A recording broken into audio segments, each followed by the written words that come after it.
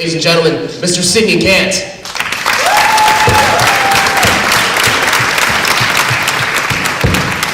What's going on, audience? You can give it up for him one time for getting through all that. Like, that was pretty amazing. Listen to this. So advertisers are getting out of hand with their commercials, right? Because now they advertise to us like we're stupid. And don't get me wrong, I get it. Most people are stupid. But personally, I'm offended. Because what they do now, just to sell a product, they make up some BS logic, and then they try to make me believe it. Like, I was watching a commercial for a hair growth formula, and the guy on the commercial said he got the hair growth formula because 80% of feeling good is looking good. That means only 20% of feeling good is actually feeling good. That has never been true. Basically what he's saying is no matter what situation you're in, you're better off trying to look better than feel better. And I've never gone to the doctor and he's coming to the room like, oh my God, Sidney, it turns out you have the flu. So what I'm gonna do is I'm gonna write you a prescription for a leather jacket and matching hat. Hey, don't worry, you'll be back to being sharp in no time. And on top of that, you can't use that logic for anything else. Like, I can't go up to a person that's starving and be like, well, you know, 80% of being full is looking full. Yeah, right now you look hungry. You need to look full. Yeah. Go like this, go, oh, how can I possibly? Oh, no thank you, I'm stuffed.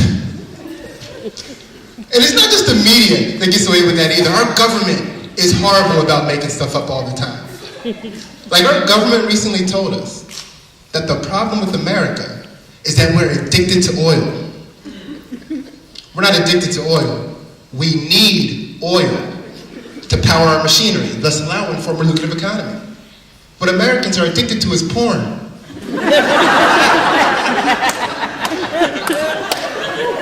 Nobody Googles oil.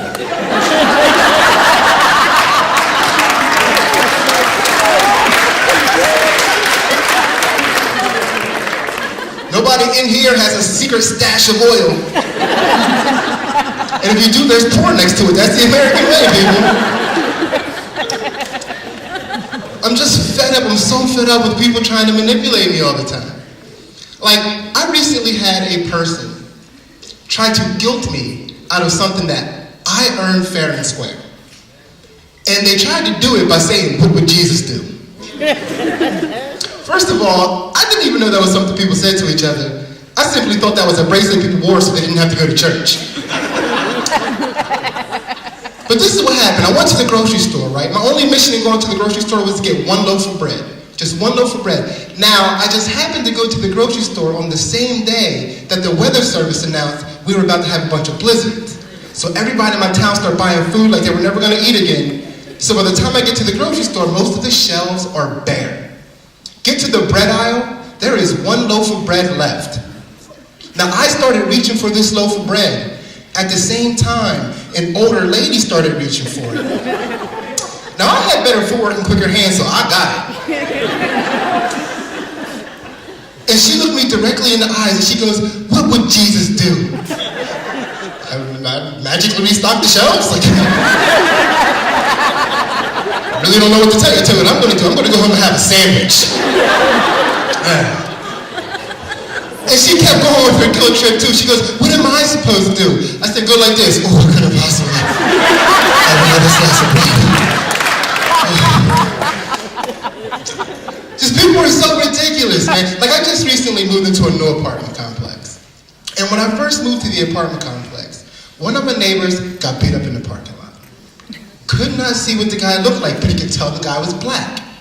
So he told the police it was me.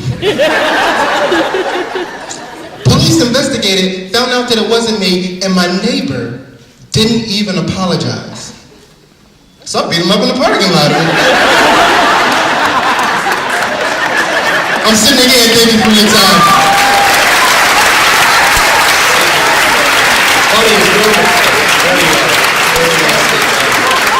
Oh man, let's mix this up a little bit. not go